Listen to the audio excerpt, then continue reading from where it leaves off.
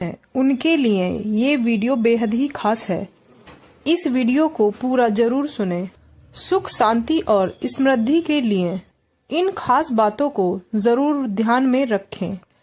जय श्री श्याम। उम्मीद करती हूँ आप और आपका परिवार स्वस्थ और कुशल मंगल होगा। बाबा श्याम की कृपा सदा आप सभी श्याम भक्तों पर बनी रहे।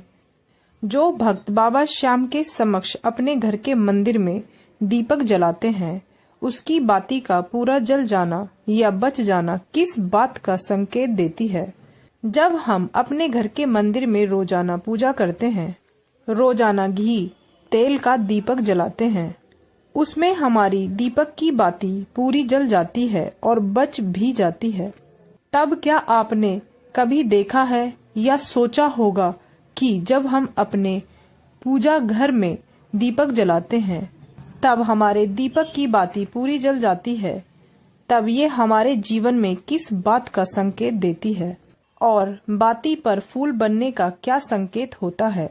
क्या आपको पता है कि पहले से जले हुए दीपक में बाती जलाना आपकी परेशानियों का कारण हो सकता है या नहीं? और कितने समय तक, कितने वर्षों तक एक ही दीपक का उपयोग करना शुभ माना जाता है या अशुभ?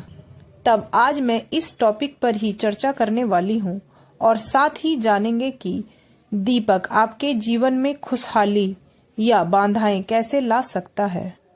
तो भक्तों, आपको जानकर हैरानी होगी कि आप अपने पूजा घर या मंदिर में दीपक जलाते समय अगर ये गलती करते हो तो आपको इसका परिणाम जरूर भुगतना होगा। दीपक की बाती का पूरा जल जाना और आधा बच जाना भी अलग अलग संकेत देता है, जो कि सभी भक्तों के लिए जानना बहुत जरूरी है। जब हम पूजा करते हैं तो हमारा दीपक कभी कभी अचानक से बुझ जाता है और कभी कभी ऐसा होता है हमारी पूजा होने के बाद हम उस दीपक को भगवान के सामने जलता हुआ छोड़ देते हैं, लेकिन कुछ समय के बाद दीपक अपने आप ही बुझ जाता है और घी बच जाता है। और कभी कभी तो हमारे दीपक की बाती जल जाती है और उसमें अलग अलग आकृति के फूल भी बन जाते हैं। तब इनके अलग अलग नकारात्मक और सकारात्मक परिणाम होते हैं। तो सबसे पहले ये जानते हैं कि अगर हमारे घर के मंदिर के दीपक में फूल बन रहा है, तब इसका क्या मतलब होगा? भक्तों, अगर हमारे दीपक की बाती में फूल बन रहा है, तब इसका सिंपल सा मतलब है कि बाबा श्याम ने हमारी प्रार्थना को स्वीकार कर लिया है और वो हमारी पूजा से प्रसन्न है। वह इस बात का सबूत है। प्रभु हमें इस तरह पूजा के दीपक की बाती में फूल के बनने के द्वारा संकेत देते हैं। यदि आपके घर में दिव्य शक्तियां विराजमान हैं और आपके साथ वह भी बाबा श्याम की पूजा में अपना ध्यान लगाती हैं, तब आपके दीपक की बाती में एक से ज्यादा फूल बनते हैं और कभी कभी साथ ही किसी देवी देवता का भी रूप दिखाई देने लगता है। तो यदि आपके दीपक की बाती में फूल बन रहा है, तब सच में आप बहुत भाग्यशाली हैं। और साथ ही आपको दीपक जलाने के कुछ विशेष नियमों को जानना चाहिए। भक्तों, यदि आप पहले से जले हुए दीपक में अपनी बाती रखकर जलाते हैं, तो ऐसा करने से दुर्भाग्य आपका पीछा कभी नहीं छोड़ता है। यदि दीपक में पहले से जली हुई बाती की राख या रुई या कालिक है, तब आपने इसमें रखकर अपनी बत्ती जला दी तो प्रभु आपसे प्रसन्न होने की बजाय नाराज हो जाते हैं और आपको इसके बहुत ही भयानक परिणाम देखने को मिलते हैं। आपके बनते हुए काम बिगड़ने लगते हैं। आपके घर में धन हानि, आपके घर में धन नहीं रुकता है। धन आता भी बहुत है, पर घर की तिजोरियां खाली होने लगती हैं।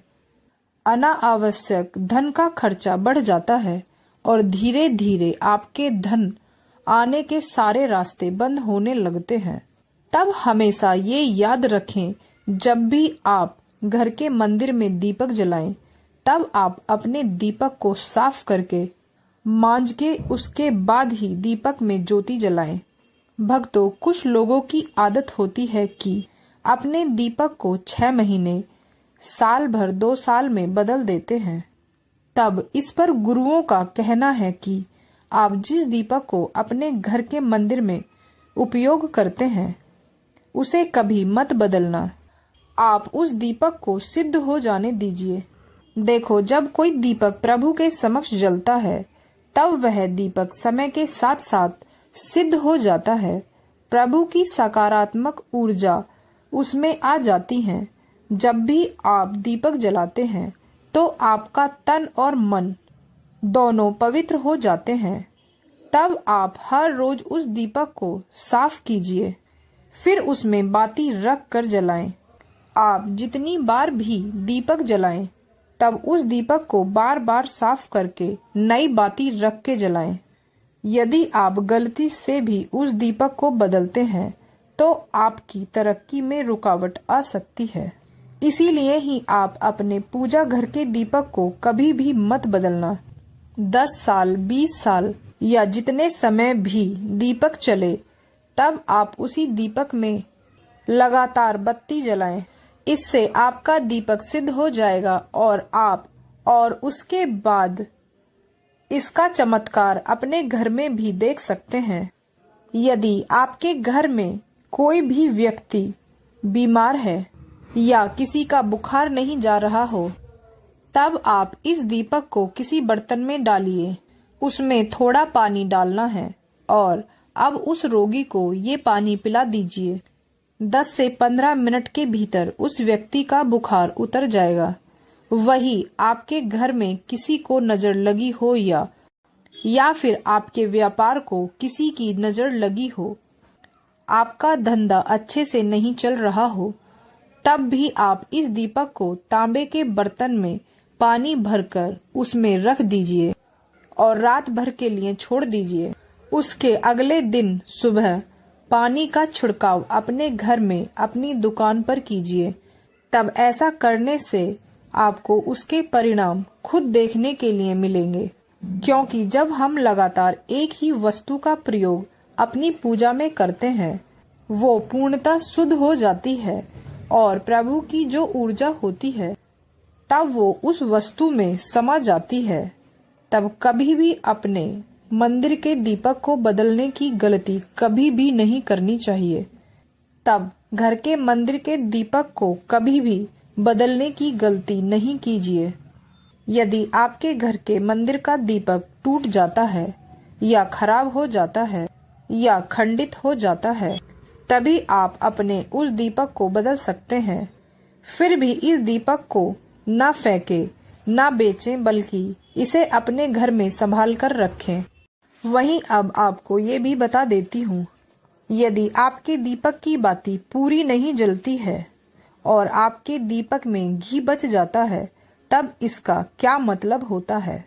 देखो, यदि आप किसी भी पेड़ पौधे की पूजा करते हैं तब उसमें आप दीपक जलाते हो, उस दीपक में घी या बाती बच जाती है, तब उससे व्यक्ति के घर में बीमारियां घर बना लेती हैं और ये बीमारी आपका कभी भी पीछा नहीं छोड़ेंगी।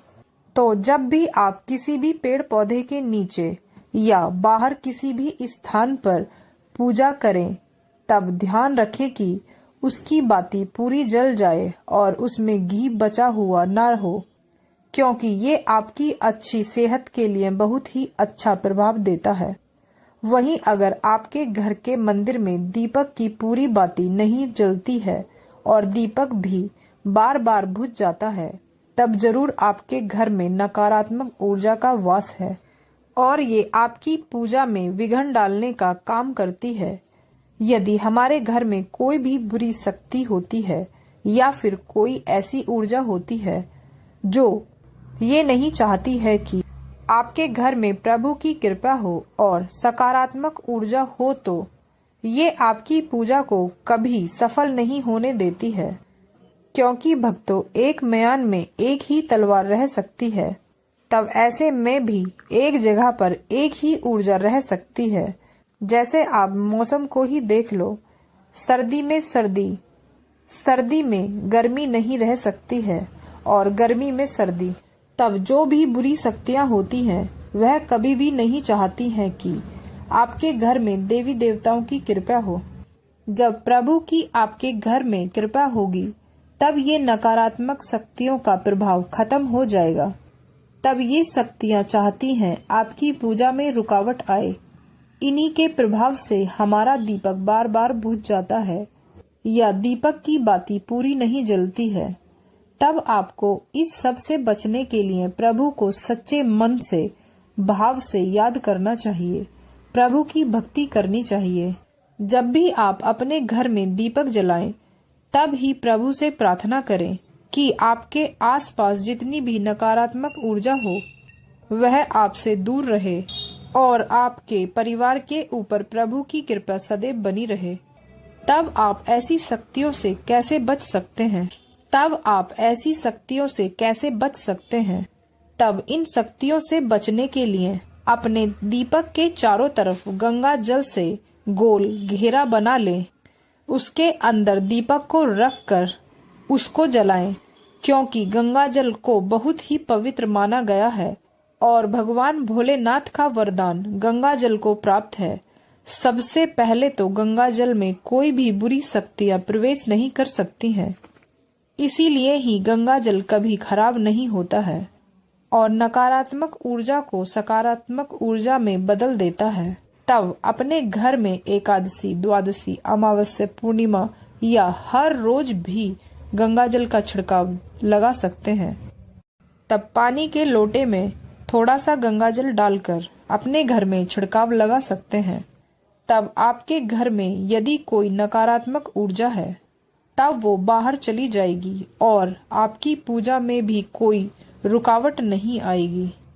तब आप हमेशा प्रभु के नाम का जप करते रहो, अच्छे कार्य करो, सही आचरण रखो, तब प्रभु अपनी कृपा हमारे ऊपर जरूर करते हैं। इसमें कतई संशय वाली बात नहीं है।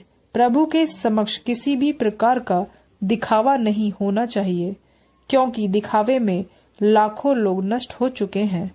यदि आप शांति, सुख पाना चाहते हैं तब प्रभु के नाम का भजन करो, सब कुछ मिल जाएगा।